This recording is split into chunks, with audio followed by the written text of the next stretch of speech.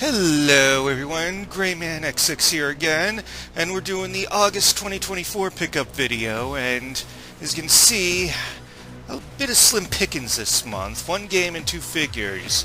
But they're two figures I've been waiting quite a while to get my hands on. First we got Jada Toys Street Fighter 2 Bison, which it was worth the wait because it saved me a lot of money, because there were two other versions in this scale, the SH Figure Arts one, which was kind of and the old Jadatoys one, which also had a soft goods cape, and this looked really cool, but it was over $100. But once I heard that another company was taking a shot at it, I decided to wait. And we have WilyKit from Super7's ThunderCats.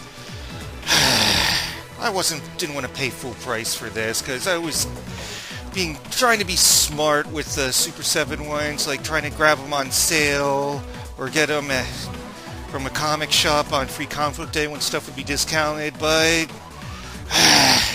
then I found out it was sold out everywhere, and then when there was a small window of opportunity again on Big Bad Toy Store, I jumped. In fact, this was also from Big Bad Toy Store. Got it as soon as it was available, so I didn't want to risk losing out on this one too. So anyway, enough yammering, let's get to unboxing.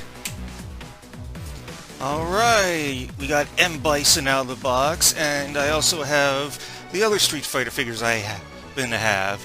We got Sakura, Kusanagi, and Chun-li from the SH Figure Arts line, and we got Ryu from the aforementioned Soda line. I'm considering upgrading to the new Jada one for Ryu as well, but for now, let's just focus on Bison. And I went ahead and swapped out his head that he came preloaded with. He came with this one, but I like this scowling look more, just more menacing, more villainous. There's times when we have a nice calm Bison just talking down to Ryu and the others, but sometimes you gotta have them all pissy. Anyway, like I said, one of the reasons I wanted the Soda one is it came preloaded with a cape. I don't think the SH Figure Arts one had one at all, but the Soda one was just cloth. This one is wired, so yeah, and the material is very nice. All this at a $25 price point? This alone made it worth waiting instead of popping for $100 for the Soda one. And I've recently seen the Soda one at the toy store that hooked me up with the Legacy movie Deadpool and the MVC2 cable and all that jazz.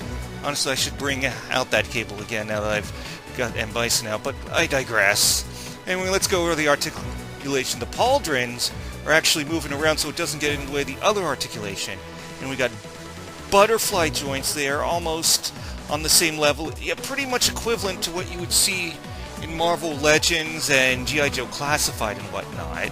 And we got some very nice texturing on his suit. Okay, bicep swivel and pinless double-jointed elbows and the wrists that can swivel around and are on a hinge. Again, we're pretty much standard Marvel Legends territory. We got a diaphragm joint instead of an ab crunch, but it works a lot better than a lot of diaphragm joints I've seen, especially from DC McFarlane. And he hunches over very nice, almost like a Marvel Legends with an ab crunch. And this part of his suit on the bottom is nice and pliable, so it doesn't get in the way of leg articulation. Can kick out really far, kick back a good ways. Thigh cut, that's partially hidden by this piece, that's nice. Pinless double-jointed knees. Doesn't really have a boot cut, but he can pivot his ankles some and hinge him slight back. Of course, it's hindered by the armored portions of his costume, and I've already got him with like the Psycho Power Punch effect on. And Chun-li, Ryu, really. And for other accessories, he does come with these two open hands, which you can do martial arts stuff with them. It's like a palm strike or whatever. Anyway, hang on. Ryu, really?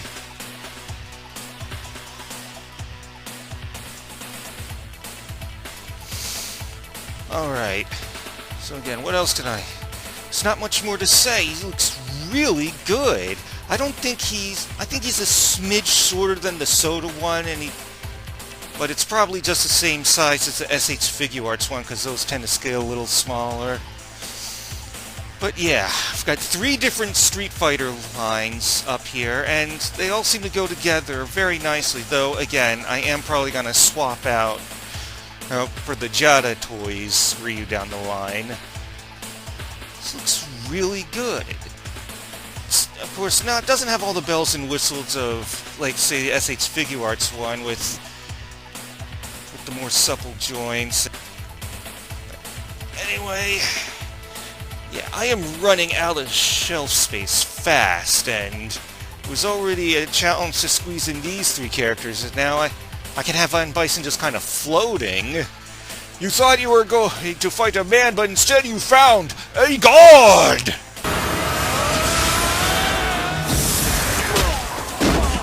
Something wrong, Colonel?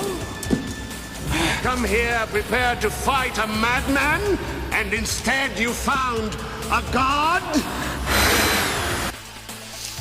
Yeah, but so many other ones are coming out that are going to be affordable now. Don't have to pay insane eBay prices for the Soda and SH Figure Arts versions. How am I going to find room for them all? And also on the animation and TV and movies portion of the shelf, it's starting to be a problem for ThunderCats as well. In fact, let's keep it moving. Alright, we got WilyKit out of the packaging, and I also brought out all the other members of the ThunderCats team I have. Well, I also have Bengali, but I decided to keep him in the box, and that's not the Super7's Pumira, that's the Mattel Matty Collector one.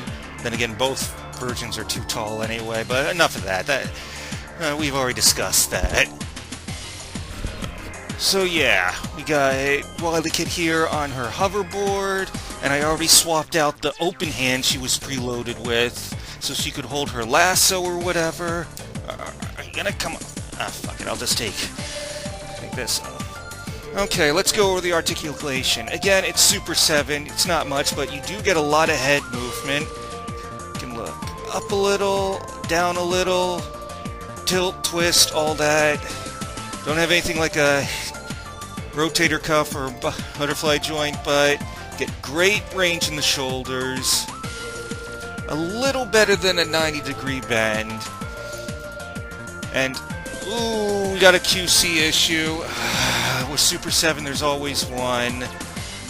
I'll probably swap that out for open hand. Thankfully, we don't have... Well, maybe we do for the hinge right there, but... Yeah, Super 7, there's always something. And again, I didn't find these anywhere out in the wild, so I couldn't check things out to check for, like, QC issues before I picked it up. I had to buy this one online. Get more into that. But anyway, good articulation on the arms. Some little tilt and twist at the waist. And I don't want to look under there. But yeah, it's good rotation in the hips. Oh, we got some hip swivel along with... Not hip swivel, knee swivel and elbow swivel. Got a little oily there. But not better than 90-degree bend. We do have ankle pivot. Don't see any paint flaking there, and they do hinge. So yeah, decent amount of articulation. Again, you expect that from someone with a slight frame, so it's easy to get her to move around. And as for accessories, yeah, we got her with her lasso. We also got the shorter lasso. We got an alternate head with her being all mischievous and winking because she was the more brash of the 2 Thunder Kittens. And we got the open hand she came preloaded with. In fact, let's swap that out now because that paint chippage thing's real bothering me. I thought I got one without any QC issues, but... And she's also got another alternate hand, holding one like the trick pills that like smoke bombs or like glue bombs or what. Or was it WilyKat that had the glue bomb thing? I don't remember. Anyway, yeah. It's good to finally have her, but I am kind of miffed that I had to pay full price for this. I couldn't wait it out to find things on sale somewhere because less of these were ordered. It's obviously the same thing that's been happening with Marvel Legends and DC Multiverse and whatnot. It's also really annoying because, what's his name? Brian Flynn said they were going to be sold separately, but he said the Thunderkittens would have a ton of accessories to make up for it. Well, we got the basics, what you'd expect, but this is bare minimum. This is just not a ton of accessories. And let's not even get started on selling Snarf by himself. Okay, so now I got 6 members of the ThunderCats team all ready to go. Will I get more? We'll see. I already got Mum-Ra and all 4 of the main mutant cast. But as for the Lunatics, all I really care about is Chilla and Tugmug. I'll have room for them now. And lastly, the one game I got, just a good old Sega Master System with their graph paper motif. Ghost House. Kind of a little, like a haunted house Castlevania thing going on. Let's look at the back. Remember that? Just going in and looking at the back of the box. So yeah, we got some shit going on with Count Dracula. It's not as big as other Master System games because obviously it comes on a card. In fact, let me take it out and show it to you. Yep, here we go. Let me put that there for a second.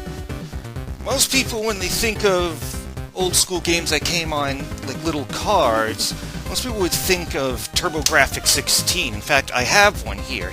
I still got Bonk's Adventure. Let's compare it. I mean, I thought it was a little smaller than a TurboGrafx-16 card, but no, they're about the same size. But yeah, this is the first Sega Master System game I got that comes on one of these little cards. Yeah, but not only the Master System had some like this, but their previous system before that, the SG-1000, had it too. Never heard of that? Well, that's because it was one of those Japan-only things. But I digress. Yeah, this didn't cost me much. A little fun little extra to add to the collection, and just put it back over there. Next to the video game character, that makes sense.